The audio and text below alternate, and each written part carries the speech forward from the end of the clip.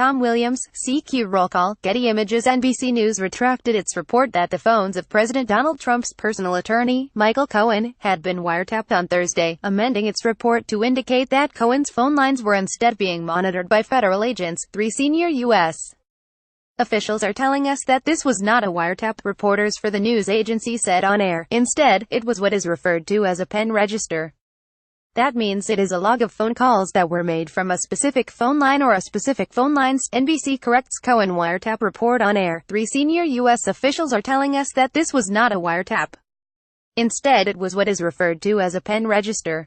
That means it is a log of phone calls that were made from a specific phone line or a specific phone lines. John Pasantino, at Pasantino, May 3, 2018. Former U.S. Attorney Preet Bharara explained on Twitter that a pen register is much easier to get and much less intrusive than a wiretap, in noting that it provides a real-time log of calls rather than recordings of phone conversations. NBC has now retracted its scoop about a wiretap. A pen register is much easier to get and much less intrusive than a wiretap.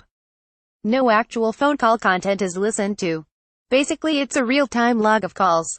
https://t.co/kzxerkf9kb. Preet Bharara, at Preet Bharara, May 3, 2018. Bharara had noted earlier in the day, prior to NBC releasing its correction, that wiretaps were incredibly difficult to get. Unusually signify proof of an ongoing crime. You don't tap a president's attorney lightly, he said.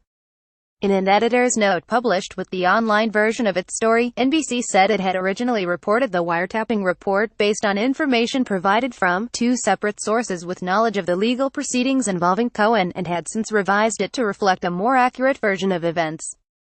According to the updated story, federal investigators were monitoring phone calls in the weeks leading up to the raid on Cohen's office, hotel room, and home last month.